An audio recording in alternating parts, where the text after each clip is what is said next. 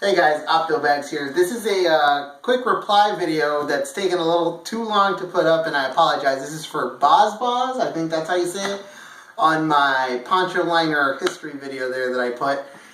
He wanted to go over how to utilize a poncho and Poncho Liner, and I think there might be a few videos out there, so I'm just going to toss mine into the ring. This is my bag. We'll have a video that goes over it, but I keep my Poncho and Poncho Liner on the bottom, and you can just release them there. I pull them out and I keep it together, bind it with a clip. Just this is part of my shelter kit. We'll go over it. That's a space blanket, 7x5 tarp for the ground. But this is the poncho and the Poncho Liner. This is how I keep it. You notice it will unroll and then unfold, and there's the poncho. This is a standard true USGI poncho that's US issued GI Poncho Liner. Oh look, there comes my dog to investigate. This poncho is already connected with clasps. The clasps are two-way snaps designed to be combined for use with themselves. So if you took two clasps, they will snap on in any direction, either side, and this allows you to mate it as a poncho or as a sleeping bag. Now take a look here. I'm going to go over the two ways that you can tie this. I have this tied in a standard, just kind of like tie your shoe. Okay, so you would just take the 2 points, you would line it up, mate it, you slip the one through, just like tying your shoe. And you put overhand, cinch, and then you would tie it. And that is the most secure manner. For the most part, I keep it like that. If you're going to make it a sleeping bag or anything, it's just going to work like that. There is a second way that you can tie this, as seen on this corner, which is the quick release.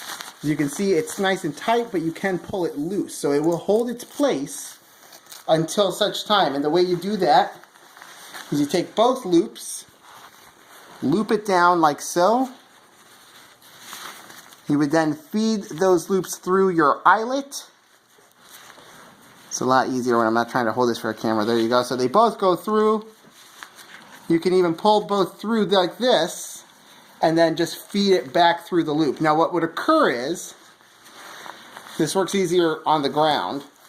You have a loop. You don't have to hold this way. Oh, sorry. So you hold it on a loop. That edge comes back and it's almost like a lock. I would then just hold it up. I loop this back around like so, and you would cinch it through there, and it would actually cinch onto itself. And it's going to hold pretty well, but if you give it strong enough tug, it'll come out. So it'll hold, but it's designed to quickly release if you want to separate them. I like that because of this reason. As you can see, I can quickly separate my Poncho Liner from my poncho. Unless I get to one that's tied as a standard, then I have to actually go through and release it.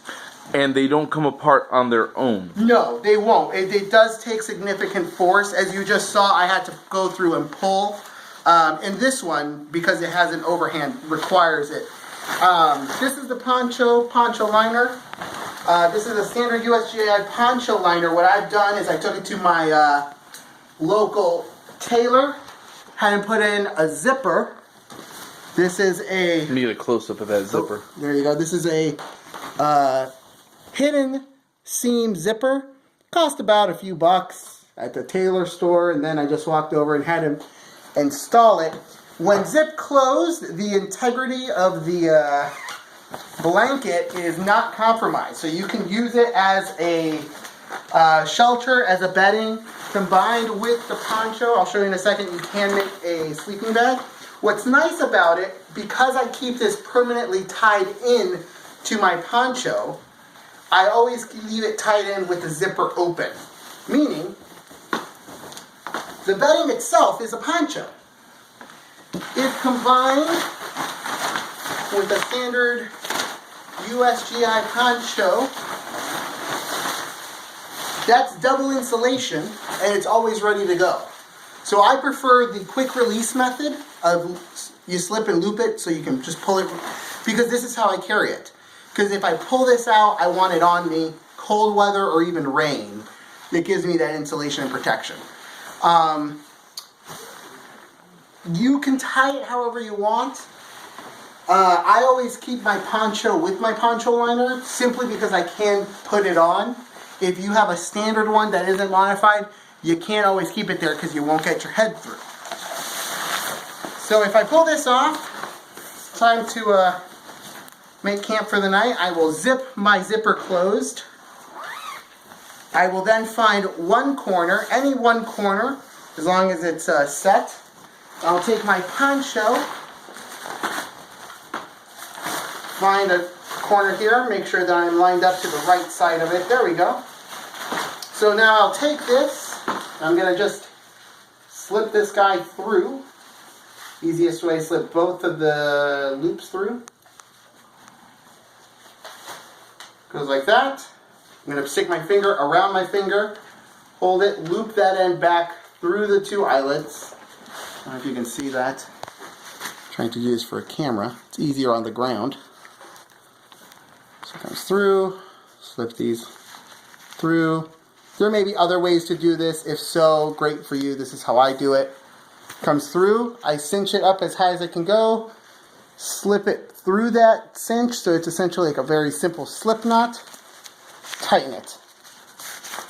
Alright, and then I'm going to go through, and at this point what I'm actually going to do is only do the four corners here. So you can see that's what I'm doing. So then I'll take my poncho, I mate alongside. I don't even actually need to do the individual eyelets along the way, I just need the four corners. Oops. There we go. And obviously you would lay this out. I'm going to bring this eyelet up here.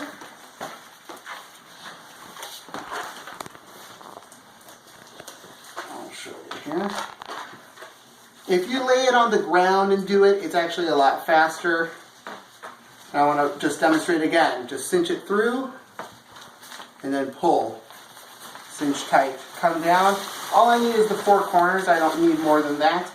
And as stated in my previous, a poncho liner and poncho combined will operate as a 30 to 45 degree sleeping bag. If you add a second poncho liner or a wool blanket in there, you will increase, obviously, its rating. Always, when considering a sleeping bag, it assumes that you're using a base layer to sleep in, whether that be a beanie cap and fleece lining and or microfiber lining or downed lining. That just depends on what it is. My dogs are running around because it's late for them, I guess. Let's see here. Get that through. And this method takes an extra second to set up as opposed to the shoe tie method. The nice thing, and I'll show you when I take it down, it releases a lot faster.